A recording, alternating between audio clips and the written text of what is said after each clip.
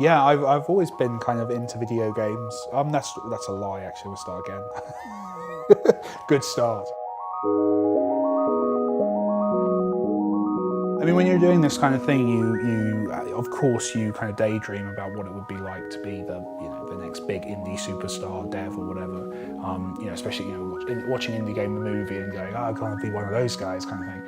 As someone who was a dude sat at a desk in like a 30-40 man team, there was something really appealing about these people who were making games in their bedrooms. Like, it just seemed really cool to me that they had all that freedom, they could make whatever they wanted. And I kind of was jealous, basically. It was driven entirely by jealousy.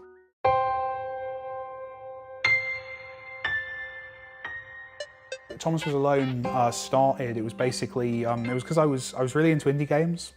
Me and a friend had been talking about like the idea of characters jumping on top of each other and what if a character can do this, and we actually, the plan was that they'd be tied together by a rope, and I kind of started making it and then never got around to putting the rope in, but made one of them jump higher, and we realised that was interesting. So it kind of, that Flash prototype, that kind of initial made over a weekend game did really well.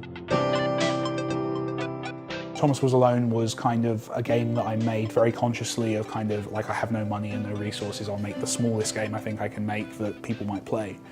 Volume is the, oh wow, I actually have like money and resources to make whatever I want now, so I'll make this game.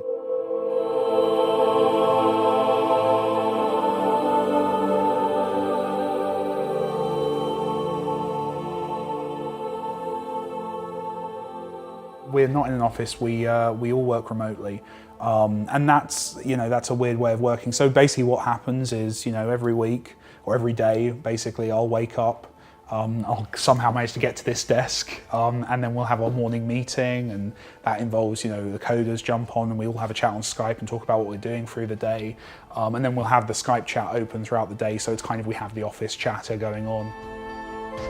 And it's kind of freeform, it's a messy way of working, but I kind of like that because it means people kind of do weird stuff and everyone works how they're comfortable working. Everyone has the perfect office environment because they got to pick it, it's their own home. So Volume is a stealth game. It's kind of, it's all the bits and pieces I like in stealth games that I kind of often ignore, and a big part of that is they're not killing enemies. So normally in a stealth game, you move around a space and you bop people on the back of the head, and that's kind of how you play every level. That's how I play stealth games, and how a lot of people I talk to play stealth games. In Volume, we don't give you that opportunity. You can't kill an enemy can't leave the space, an enemy can't be knocked out permanently, it can't be removed from play. And that means that all of the stuff that you previously ignore in most stealth games, the kind of little gadgets and gizmos and weird avoidance techniques, they suddenly become the way of playing the game, and it kind of lets us kind of foreground these weird gadgets and noisemakers and cloaks and disguises and all this cool Mission Impossible stuff that you never really touch. Do you think we're heroes, Rob? Do you think anyone will sing songs about what we did tonight? I believe they will. I have to believe they will. I was always told my family protected the people, and I want to try and make good on that. This is the origin of Rob Loxley. This is the kid. In every version of Robin Hood, there is a kind of an inciting moment. The moment that he becomes an outlaw, basically. That moment, that section of his life where he realizes he's on the wrong side of this and becomes someone else. So our thinking is to take this contemporary character version of this and think, what would this kind of person be nowadays?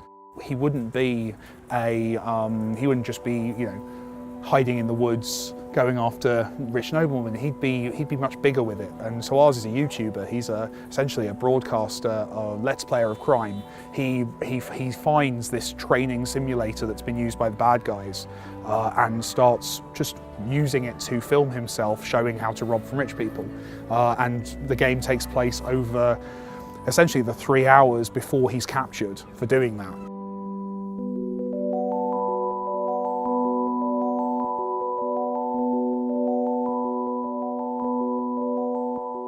The level of responsibility is scary. I try not to think about it too much. The reality is, if the game's not good, that's my fault. If the game's not working, if we don't hit a deadline we need to hit, that's my fault.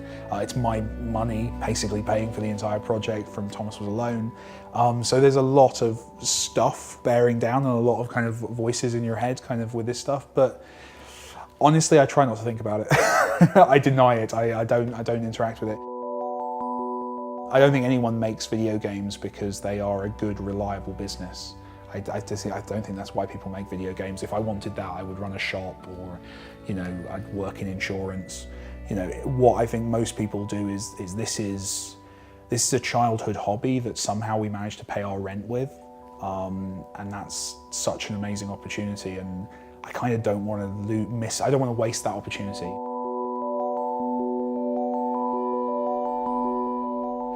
Honestly, if this was the peak, if this hopefully continues for a few more years and then I kind of go back into obscurity a little bit, I'd be happy. I just want to keep making video games, and as long as the universe will allow me to continue to make video games, I'm fine. And Rob, Yeah? this is the right solution, yes?